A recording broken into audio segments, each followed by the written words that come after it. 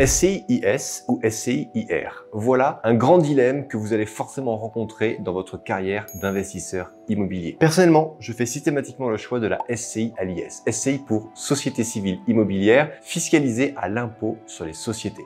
On va voir quels sont les avantages et les inconvénients et qu'est-ce qui a fait que je choisis ce modèle juridique, ce modèle fiscal-là. Pourquoi? Vous allez vite comprendre et surtout n'hésitez pas à me poser toutes vos questions en commentaire de cette vidéo, je me ferai une joie immense de vous répondre. Première question que l'on peut être amené à se poser, c'est quelle est la raison qui fait qu'on veut créer une SCI pour faire de l'immobilier? On pourrait très bien acheter un local comme celui-ci en nom propre et l'exploiter tel quel. Sauf que lorsque vous achetez un bien en nom propre et que vous ne prenez pas de SCI, vous allez le posséder directement. Ce qui veut dire que le bien va vous appartenir et vous n'allez pas avoir le choix de la fiscalité de détention de celui-ci. Tandis que lorsque vous mettez un bien immobilier dans une société qui vous appartient, vous avez l'embarras du champ en matière de fiscalité et en fonction de votre projet, eh bien, vous pouvez très bien optimiser celle-ci. C'est là le grand avantage de la SCI. Lorsqu'on a une SCI, on a le choix de la faire fiscaliser à l'impôt sur le revenu ou à l'impôt sur les sociétés. Lorsque c'est imposé au revenu, c'est comme si vous exploitiez un bien au régime foncier réel. Mais lorsque vous avez une SCI, ce qui est bien, c'est que lorsque vous voudrez le donner à vos enfants, et c'est là où la SCI est vraiment un outil de transmission patrimoniale absolument génial, c'est que vous allez pouvoir leur donner des parts de société qui possèdent le bien ou les biens immobiliers que vous avez achetés et non pas le bien tel quel. Parce que lorsque vous donnez un bien immobilier, vous pouvez donner soit la nue propriété, soit l'usufruit,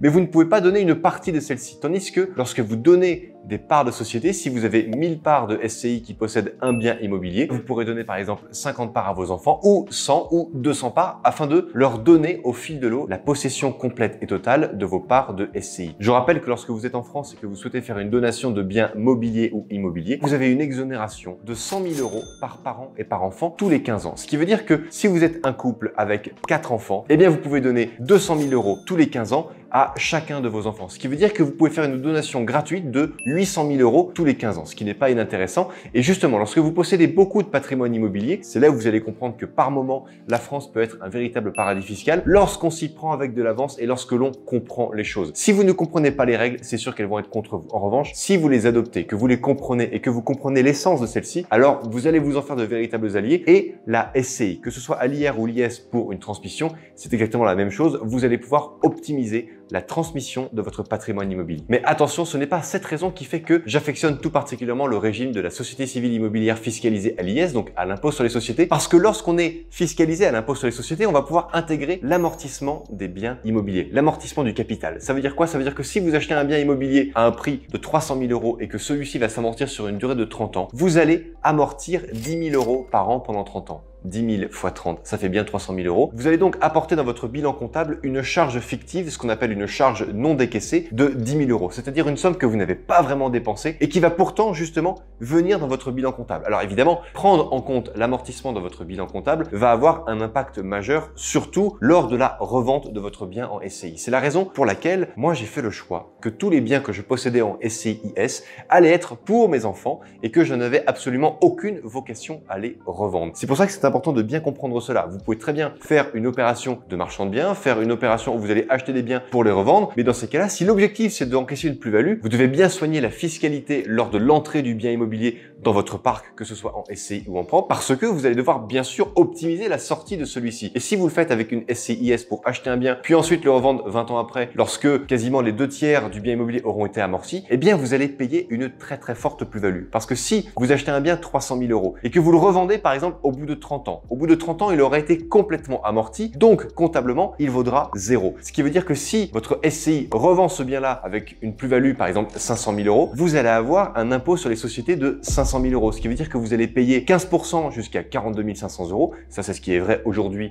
début 2025. Mais vous allez ensuite payer 25% d'impôt sur les sociétés au-delà de 42 500 €. Une fois que vous avez cet impôt sur les sociétés qui est payé, vous avez le bénéfice. Et ce bénéfice, si vous voulez vous le mettre dans la poche, vous allez devoir payer la flat tax ou alors sinon vous allez pouvoir racheter d'autres biens immobiliers avec celui-ci. Ce qui veut dire que vous avez forcément un côté qui va être douloureux, mais si votre bien immobilier est revendu, mais que la même année vous rachetez de nouveaux biens immobiliers pour un capital équivalent, ce sera transparent. D'où l'importance de bien soigner le mode d'acquisition de vos biens immobiliers, mais si vraiment votre choix ici est comme le mien, c'est-à-dire acheter des biens immobiliers pour ensuite en vivre et les transmettre à vos enfants lorsque vous passerez sur l'autre rive de la vie, dans ces cas-là, vous avez tout intérêt à choisir la SCIS qui est vraiment un outil dans son essence même qui est conçu pour la transmission. transmission. Alors, spécial teaser, mais la vraie raison qui fait que je choisis la SCIS, je vous le donne à la fin de la vidéo et vous allez voir que cette technique, elle vaut vraiment son pesant d'or. J'en profite pour vous dire que j'organise régulièrement des conférences complètement gratuites pour apprendre des techniques complètement folles en investissement immobilier locatif.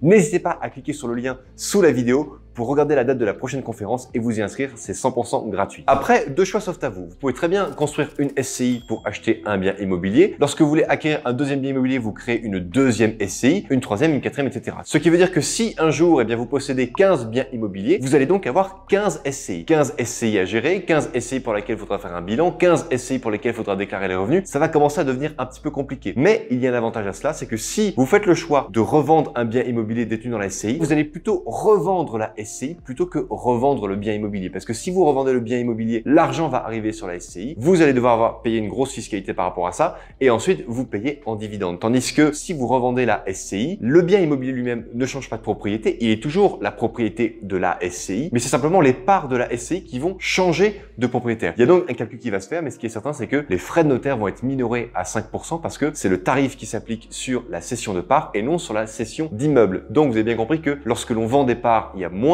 de droits de mutation que lorsqu'on vend un bien immobilier. C'est vraiment là un des points essentiels qui peut faire que vous pouvez choisir la SCI et ça s'applique que ce soit une fiscalité à l'IS ou à l'IR pour votre SCI. D'un point de vue beaucoup plus personnel, mon épouse et moi, on a toujours fait le choix de construire notre parc immobilier pour que ce soit nos enfants, voire nos petits-enfants qui en héritent. C'est la raison pour laquelle on a deux sociétés qui font de l'immobilier. Elles sont à peu près dotées chacune du même capital immobilier et des mêmes rendements. Et le jour où eh bien, nous décéderons, eh bien, ce seront nos enfants qui hériteront. Ma fille, la SCI numéro 1 et mon garçon, la SCI numéro 2. C'est pas prévu qu'on ait de troisième enfant. Mais si un jour la famille s'agrandit, eh bien évidemment, on pourra tout à fait créer des SCI. Comme ça nous permettra de leur donner par anticipation et de faire en sorte qu'il n'y ait aucune érosion fiscale lors de la transmission de ce gros patrimoine immobilier qu'on s'apprêtera à leur léguer. Et pour tous ceux qui sont restés jusqu'à la fin de la vidéo, voici la vraie raison qui fait que je choisis la SCIS. C'est parce qu'elle est opaque par opposition à la SCIR qui, elle, est transparente. Lorsque vous avez une SCIR, ça n'est pas la peine d'ouvrir un compte bancaire dans une banque professionnelle. C'est votre compte personnel qui est directement le compte de la SCI. Vous avez donc une comptabilité relativement légère à tenir. Lorsque c'est une SCIS, elle est opaque. Elle a son propre compte courant et elle a surtout son propre crédit. Ce qui veut dire que c'est la SCI qui est endettée. Vous, en tant que particulier qui possédez des parts de cette SCI, vous allez être caution du crédit que vous allez contracter au nom de votre SCIS.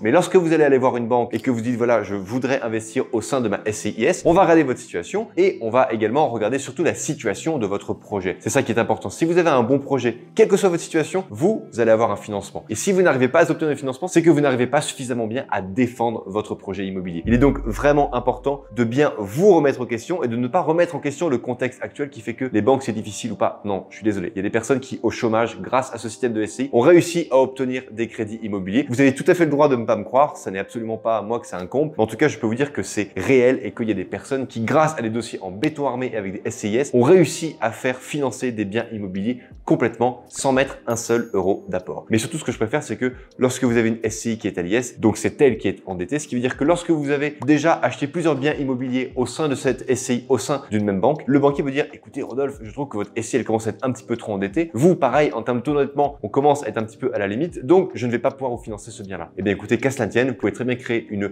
deuxième SCI fiscalisée à l'IS. Vous pouvez en avoir 1 million si vous voulez. Vous en créez une deuxième, vous allez voir une autre banque et l'autre banque va regarder que cette SCI, elle est toute neuve. Il va analyser votre situation personnelle et voir que pour ma part, je n'ai qu'un crédit immobilier que sur ma résidence principale. Je parle bien d'un crédit immobilier personnel, mais que cette SCI-là est neuve. Et là, je l'ai fait récemment lorsque j'ai acheté ma résidence principale. Le banquier m'a demandé, Rodolphe, est-ce que vous avez des dettes? Je lui ai dit, écoutez, oui, j'ai des SCI qui sont remplies de crédit. Et il m'a dit, je m'en fiche, elles sont à l'IS, ça ne me regarde pas, c'est elles qui sont endettées, ce n'est pas vous. Eh bien, c'est véridique et c'est la raison pour laquelle vous devez passer obligatoirement par la SCIS si vous voulez constituer de gros patrimoine immobilier. Parce que si vous faites tout en propre, au bout d'un moment, votre capacité d'endettement fera que le banquier sera dans l'interdiction de vous prêter de l'argent, même si vous avez un bon dossier. Et si vous avez une SCIR, c'est exactement la même chose parce que une SCIR, je répète, elle est transparente. Donc, l'endettement de la SCI, c'est votre endettement à vous. Chers amis, j'espère que cette technique vous a plu, j'espère que cette vidéo vous a plu. N'hésitez pas à la partager, à la liker, à la commenter. Abonnez-vous à la chaîne si bien sûr ça n'est pas déjà fait. Et bien sûr, comme d'habitude, n'oubliez pas, crise ou pas crise,